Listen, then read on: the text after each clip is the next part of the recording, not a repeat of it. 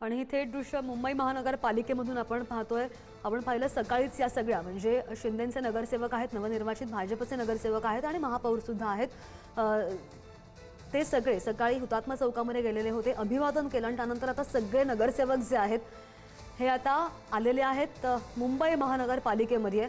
काही वेळापूर्वी आपण पाहिलं अमित साटम यांनी सुद्धा माध्यमांना प्रतिक्रिया दिली आहे। काही टीका सुद्धा काहीसे करताना आपल्याला ते पाहायला मिळाले की दोन थेट दृश्य भाजपचे सगळे नगरसेवक प्रवीण दरेकर बोलतात।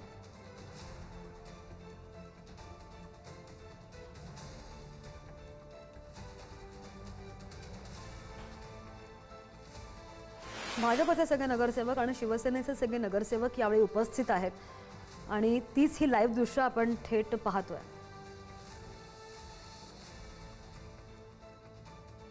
आज बराच महत्त्वाचा दिवस आहे कारण की मुंबईच्या महापौर आणि उपमहापौरांची आज अधिकृत निवड होणार आहे। महापालिका सभागृहामध्ये निवड प्रक्रिया पार पडणार आहे आणि त्याच पार्श्वभूमीवर मी आमचे मुंबईचे अध्यक्ष त्या ठिकाणी अमित साटम, आशिषजी, लोढाजी, आमचे सर्व मुंबईचे नेते देवाभाऊंच्या नेतृत्वाखाली काम करत होते आणि देवाभाऊंच्या विकासाला महायुतीला त्या ठिकाणी यश मिळालेलं आहे। जिल्हा परिषदेमध्ये अधिक आहे म्हणजे भाजपचा महापौर बसतो आहे हा अधिक आहे की ठाकरेंचा पराभव अधिक आहे? नाही, तुम्ही आता चांगल्या क्षणी आमच्यात परत याला चांगलं की त्याला वाईट नका करू, आनंदाच्या बाबतीत बोलू।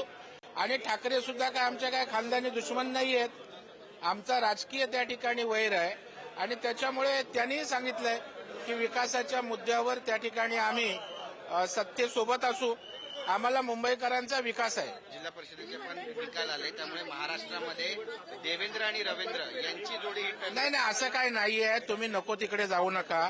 त्यांनी सांगितलंय विकासाच्या मुद्द्यावर आम्ही महायुती सोबत आहोत, आम्ही सारे मिळून मुंबईचा विकास करू। देवेंद्र आणि रवींद्र यांची जोडी हिट ठरली आहे महाराष्ट्रामध्ये असं म्हणावं एकत्र। हो, रवींद्रजी यांनी महाराष्ट्रामध्ये जिल्हा परिषदेमध्ये घवघवीत यश मिळवलं।